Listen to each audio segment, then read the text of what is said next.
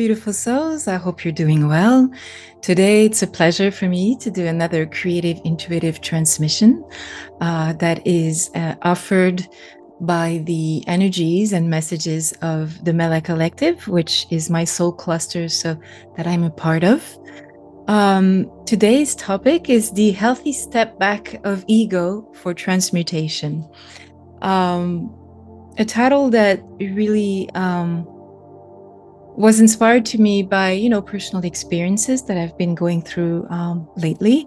And so, as always, I like to give the precision in these creative, intuitive transmissions that many of these messages come through personal experiences that I've experienced in the past or in the present, and for which sometimes I do need to do a little bit of healing or to do some transmutation work, and the Mella Collective, who is, my soul cluster, helped me in that way. And so these messages are not only offered to you today or every time I do a CIT session, but they're also offered to me in the sense that they're an inspiration for me to evolve, to grow as a soul, as a person. And so I don't like to think of these CITs as a, guru-like thing. I'm going to tell you the truth. It's more like me experiencing certain things and the Mella Collective kind of intervening and, sharing their wisdom to help me in my own personal life, and also feel that, and they feel that at the same time it can be of help to other people who I might be going through, similar situations or circumstances. So it's really grounded in experience, in reality, and there's no pretension, and it's in humility, because it comes from a place of healing for me as well sometimes. So just wanted to share that with you today. So this way we all feel that we're all together in this. It's not me preaching from an ivory tower out there. So why this title of the healthy step back of the ego for transmutation? So we very often experience moments where we feel hurt, or where we feel rejected, or where we feel judged. And it is really important to keep in mind right from the start that it's not us that, that are being judged or that are feeling judged or hurt or rejected or whatever. It's our ego. Because the soul itself is wise enough to know, and doesn't take things personally, because the soul is just, I wouldn't say neutral, it's far from neutral, but it takes experiences and opportunity to grow and to expand and to evolve, and it doesn't take things personally. It doesn't kind of rigidify when something unpleasant happens. That's the ego does that. However, in the spiritual community, sometimes we have this tendency, people have this tendency, I certainly don't agree with that, but to either see the body as an illusion, or see the ego as something that we should get rid of, and or when some people get into the spiritual ego, then they actually think that they don't have an ego anymore, or some people might grow to a point where their ego is less and less, almost to an almost inexistent point. And usually you recognize this through a great deal of humility and a great deal of humor towards life and oneself. Anybody that doesn't show these signs usually doesn't means that the ego is, not so far away, or is not completely dissolved. And, the point is, and it's a philosophical question I'm not going to get into, should we try to dissolve our ego? Personally, it is a little bit of a quest on my part, and I'm sure it's a lot of people's quest as well, because it's suffering. It offers a suffering to be caught up in the ego's reaction, and resistance, and to a lot of things that happen in our lives. So some people see that ego is part of being a Terran human, and then that's the reality of it, and we have to deal with it, like our shadow, for example, that we need to harmonize. But I also feel that it is a beautiful opportunity for us to also try to transcend the ego, not, throw it out the window, because that's not going to work. It's going to creep out from the back and bite you in the rear end.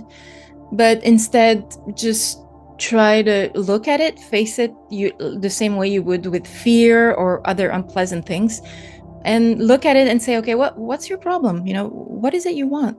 Like, when a child, is having this tantrum, and you just look at the child, and you look at the child in the eyes with an unconditional love, and you say, what's happening? What do you need? What's happening to you right now? And the child's going to stop because he's going to feel heard. So same thing with our egos. And so there's moments when we're going to feel, all kinds of sufferings regarding other people. We're going to feel, like I said, we might feel rejected. We might feel that we're not loved or unconditional love. We might feel ignored. We might feel rejected. We might feel judged. We might feel all kind of things, but it's not the we that is feeling that. It's the ego. So what do we do with that? So there's two ways of reacting. I mean, either the first one is really to be, how can I say,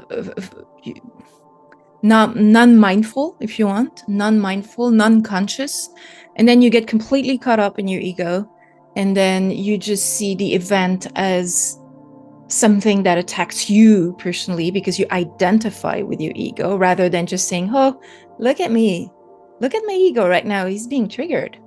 Because if you're really mindful and if you are in your consciousness, you're going to be the observer that sees that the ego is triggered. You're not going to be the ego that is triggered. And there's a huge difference there because it changes your life completely. Not always easy to do, but there's a reality there. So if you're conscious enough and mindful enough to realize, okay, right now my ego is being triggered because it feels X, Y, Z, rejected, whatever, ignored, or judged, or whatever, attacked, whatever. So either you can completely react and, just identify with your ego and then feel hurt and feel threatened and triggered. And then you're going to react and you're going to be aggressive, or you're going to be passive aggressive, or you're going to play the drama queen and you're going to be, oh, nobody likes me, I'm a victim. You can do all of these things. And I personally, I'm the first one to play all of these roles when it happens sometimes, like I'm not excluding myself from that at all. But it's a reaction of the ego. This is what the ego does when it feels threatened. Or you can, and generally what happens is when you react in that way, very intense and aggressive or passive aggressive or drama queen or victim like, not so long after that, when the crisis has kind of gone down, you're going to feel crappy. You're going to feel either angry at yourself, or you're going to feel guilty. You're going to feel, oh my God, I did my drama queen again. Or, oh my God, I reacted, I've been mean to people or whatever. Because one thing that we need to remind ourselves is that the people who hurt us, you can play the victim and say it's their fault. Oh, they're mean, they do this to me, or, I'm the victim. Or you can just think, well, there were an opportunity for my ego to experience unresolved trauma from previous experiences, either in this lifetime or other lifetimes or parallel lifetimes or whatever. So deep down, on a larger level, on a relative level of things, people are not, it's not their fault if they're hurting you. The way you react to their actions, to their words, to their non-actions is, your own deal. It's your own ego who's reacting to that, who's taking this personally, that is identifying to this, and who is being triggered by this element that it resonates with something that you've had, that you've hurt in the past. So it's a known hurtful experience to which you immediately go back to as the ego, and you experience that very intensely. But these people, I mean, what's their purpose? Definitely not to hurt you, because, most of the time people don't even know they're hurting you. They do things unconsciously because they're caught up in their own thing, and they don't even know that they've hurt you. So that's one thing. Second thing is, even if they do it consciously or not, doesn't matter. The whole point is, how are you going to react to that? How is your ego going to react to that? Is it going to play drama queen and victim? Or is it going to be the opportunity for your soul to tell your ego, hey, be the observer here. What does that tell you about you and your experiences in the past? Let's say I'm taking a theoretical experience, okay? Example. Someone feels ignored or rejected from others. And every time that person's going to experience that all the time. Left and right, people are going to do that to them. And so they can either play the victim and say, I'm always ignored or rejected, people don't understand me, whatever. Or you can say, why do I keep having these experiences over and over and over? What is it with being ignored or being rejected with me? Like, what's the deal here? And that's when the healthy step back of the ego becomes a beautiful opportunity for you to transmute previous trauma and hurt, rather than just exploding and reacting, by identifying with the ego and just being either in your anger, in your drama queen mode, or in your, passive aggressive, whatever. So the invitation from the Mella Collective today, and it's really ingrained in my own personal experiences, is that for many, many years, I've reacted in a very ego-like fashion where I would actually take all of these things personally, and I would react mostly passive aggressively because I'm, sometimes, with anger. I've done that with certain people, but with majority of people, because I've been a people pleaser all my life, I was using passive aggressiveness in order to, let go of the tension that was there. So, it's as aggressive, it's as violent as anger, so it's no better. So, but with time, I've realized that often what happens for me in my own experience is that when I would react with either anger or passive aggressiveness, then would automatically entail a form of great guilt, which often happens to people pleaser who tend to express how they feel. And that great amount of guilt was very, very hurtful for me. Sometimes it was more hurtful than the actual thing that the person had done to me. So I learned with time, as a surviving mechanism, that was not going to be of help for me to just explode that way, because I would feel a lot of guilt after. So more and more I've been trying, and the word here, the operative word here is trying, to work on being, the observer of what the ego feels like. If I feel rejected, or if I feel ignored, or if I feel attacked or whatever, obviously I'm going to have feelings, I'm going to feel like angry or victim-like or whatever, because this is my ego reacting. But then I'm not going to act on it immediately. I'm just going to take that step back and look at it and say, what does it tell me about me? Like, what does it say about my problem with being rejected or ignored or whatever? What does it say about me and my previous experiences, my ego, my traumas that haven't been perhaps dealt with or dealt enough with? I still have stuff to transmute. So the invitation today to take the step back is the opportunity for you to, instead of reacting in anger and stuff, is to take a healthy distance from an event. And first of all, before anything having to do with the other person that has hurt you or the event or the situation, is to go back to yourself. Go back to your heart, to the inner island of calm and centeredness that's within you, where you can find peace and calm, and you can recenter and gradually face the suffering that is inevitably related to previous things that you haven't, or I haven't transmuted, previous pains, previous trauma. So you go in a form of little cave-like, little island, use the image you want, you take a step back. And it can be literal. I mean, you can just take some physical distance from someone who has hurt you, or you can just take time away from the person or from the situation. There's many ways in which you can do that. But then you can get into that place of love, that place of caring, of self-care. And there's millions of ways of doing that. You know, you have your own way. It can be a meditation, a walk in nature, being close to the unconditionally loving animals that never hurt us. It can be by writing, journaling, expressing your emotions, crying, screaming, hitting a pillow, do kickboxing, do sports. I don't know, talk to yourself, talk to your guidance. Just go there and face the music of what is being triggered in you. Yeah, it's true. What that person told me today or did to me today, it's not their fault.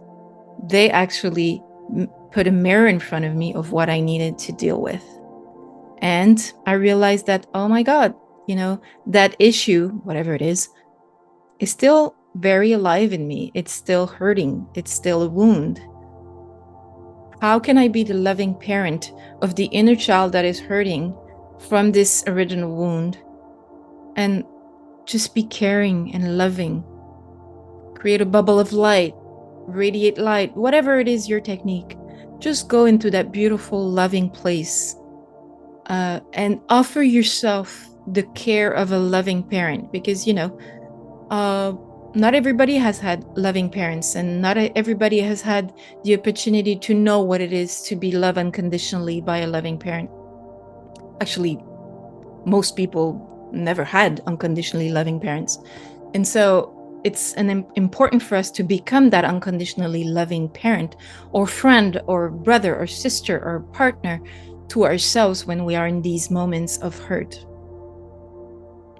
So this is an opportunity to transmute and to face the music and say, okay, yeah, I still have, my inner child is still suffering from this or that, or from, I don't know, all kinds of issues, And then you can just, since you have faced it, it's easier to transmute. You can let go a little bit of that and say to the ego, look, I am not that hurt.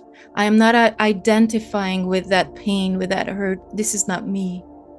I am my soul. And you, the ego, right now, you are hurting because you think that I need to be protected from this, but really it's about me transmuting it and letting go of it, because I don't need this.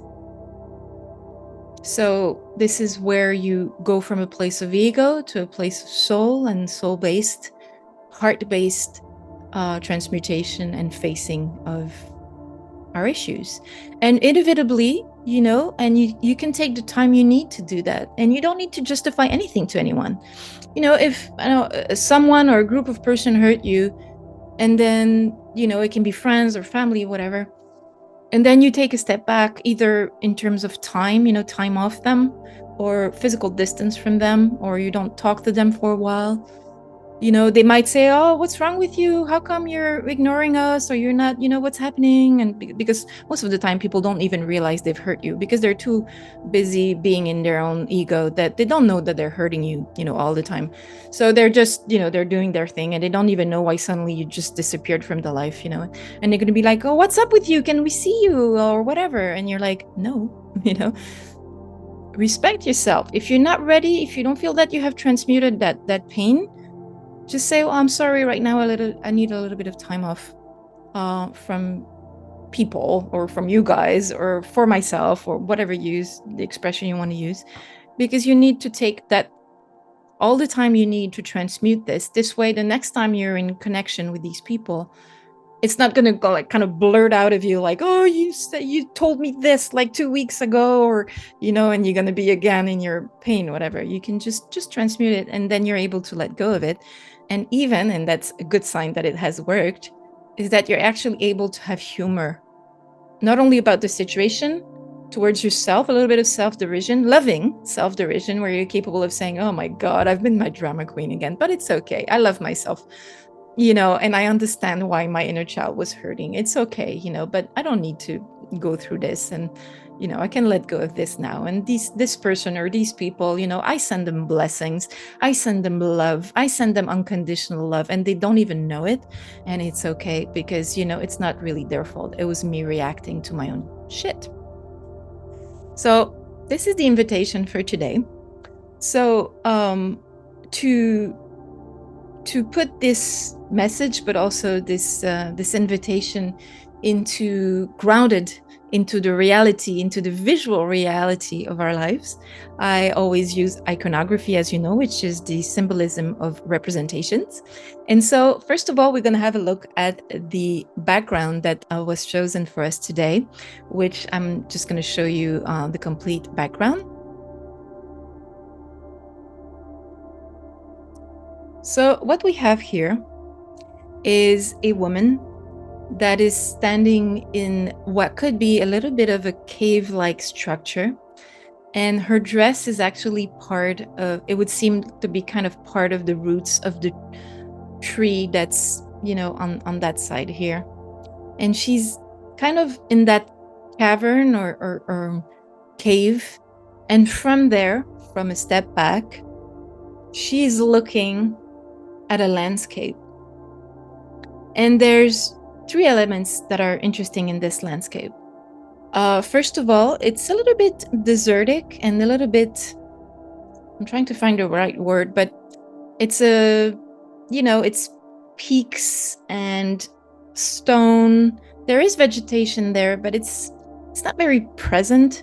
And the landscape itself is a little bit hard and harsh, and it reminds us a little bit of, symbolically or metaphorically, of how we feel when we've been hurt. We see things with, oh, the world is not a safe place, the world is a mean place that is there to aggress me or to hurt me, or to and you feel a little bit like that, and then there's the fog there that reminds us of the confusion that sometimes we feel when we're in that place of hurting. And then, however, when we step back into the island, the inner island, the cave-like structure of our soul, of our loving place inside, in our inner loving place of love for ourselves, where we can transmute and take a step back and let go of the hurt, then we can see at a distance that there is always the sun shining. The sun is there, always present, in its soft light, in its soft, loving golden light that always gives us hope that we can let go and transmute the traumas. That however, challenging the landscape can be around us, it is only a mirror of things we need to heal. And that beyond all this, when we do that healing process, there is that sun there. There is that light, which could represent the soul, the fractal of source that we are, and source itself, which are always there to remind us of our real nature, which is not that ego that's always heard about everything in drama queen like, but the soul that is always wise and always knows, that if we are invited to live certain situation and events, it's because we need to grow and evolve in those events, and that they're there to create mirrors for us to see our reality of our egos, of our traumas, of our lives. So there is a certain peacefulness in this woman's posture. Her shoulders are bare. It seems that she's kind of let go of certain things that were heavy on her shoulder, like, heavy clothing. She's just a little bit more free. And she's looking at that landscape with a distance, with a step back, probably healed a little bit more, and still connected here through her dress, through the roots of the tree, which for me, in my personal symbolism, the tree is always associated with this notion of the shamanic tree, where we are grounded in our Terran reality, in our, which we could associate the ego. And the branches are, extended towards the stars or towards our soul nature, which is more related to the fractal of souls that we are, to source, which is the two elements that we're always dancing with when we are incarnated on the planet, like we are on Terra.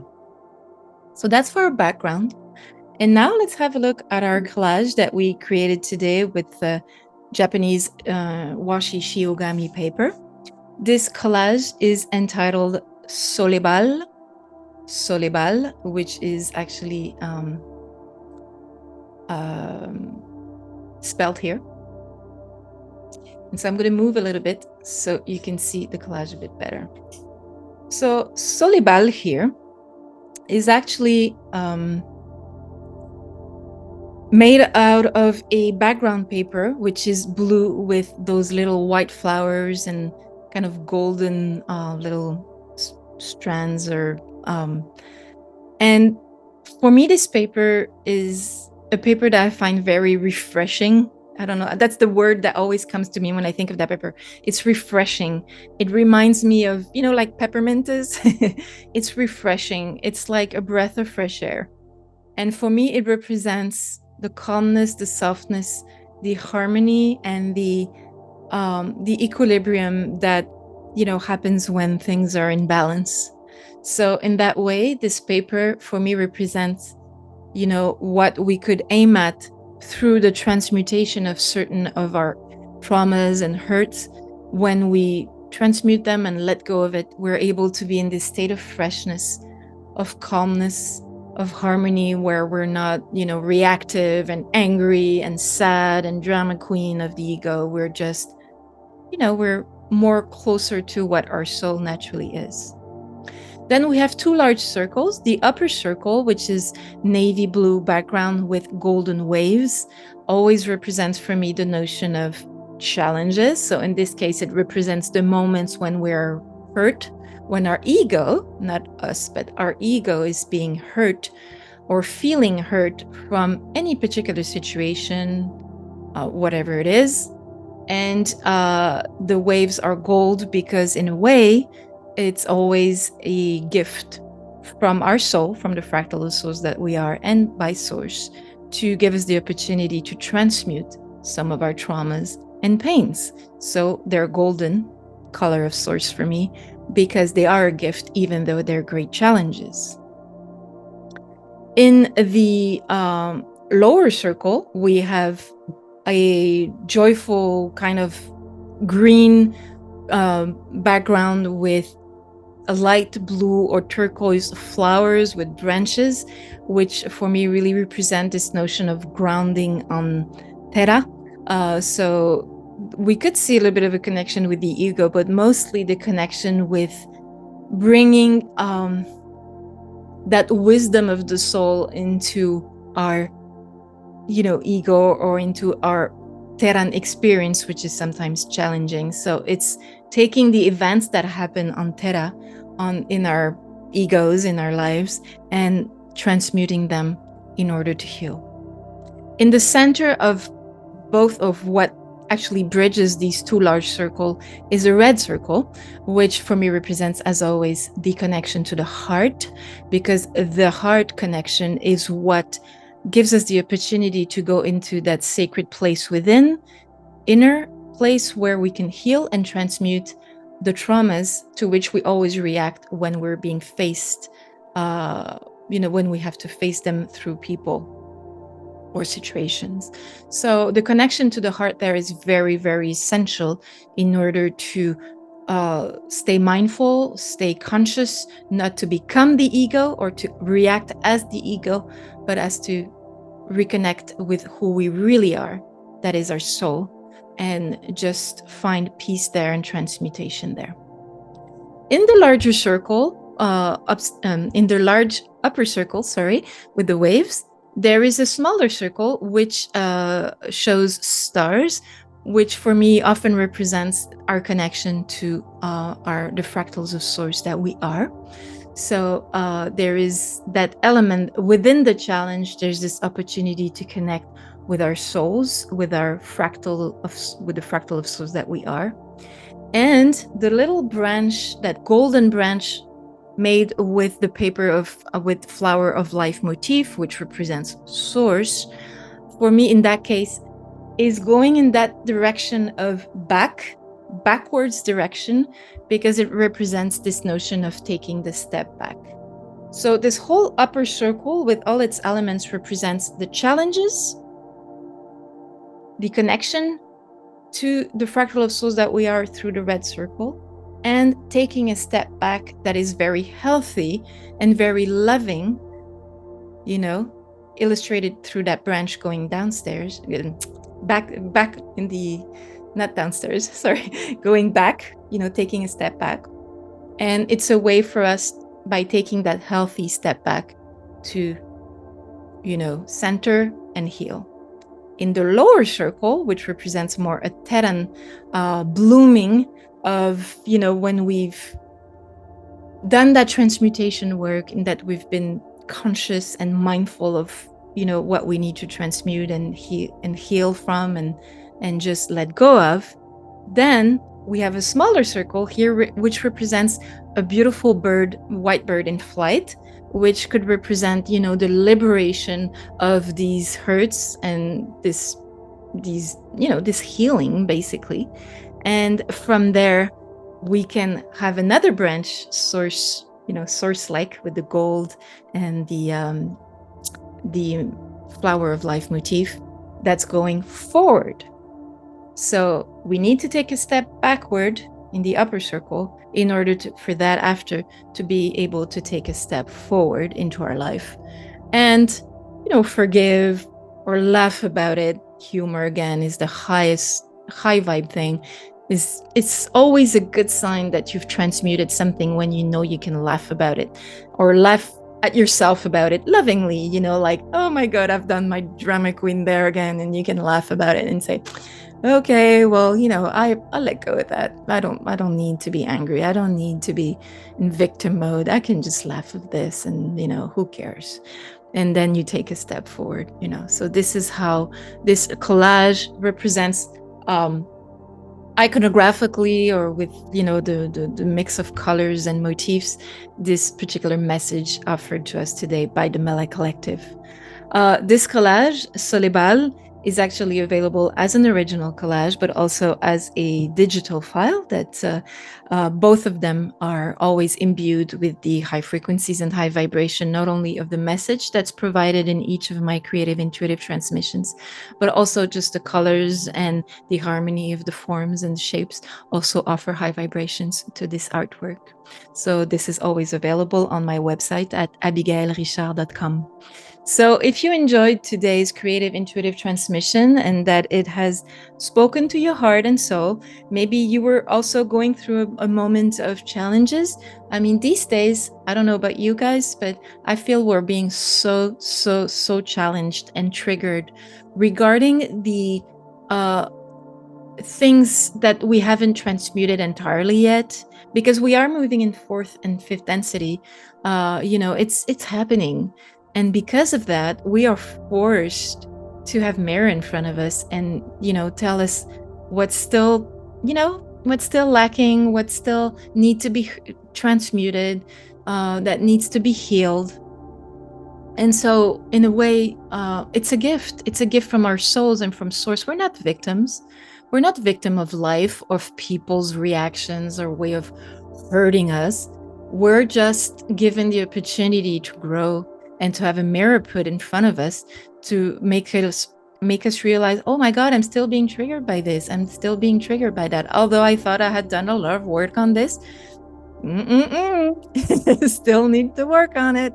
And that's perfectly okay. It's the way in which we react is going to tell volumes about how healed or not things are within us, within our ego. So it's an opportunity to grow and to transmute for all of us, definitely including myself as well. And I hope this message was of use to you and offered you an opportunity to also go within and take care of that loving of that child that sometimes is hurt by events or people. But then always remember that it's an opportunity to grow and let go of things that you don't need anymore. I love you very much. Take immense care of yourself and always stay in your high frequencies. Much love your way. Bye. All my gratitude for helping this channel bring high vibrations and high frequencies to more people.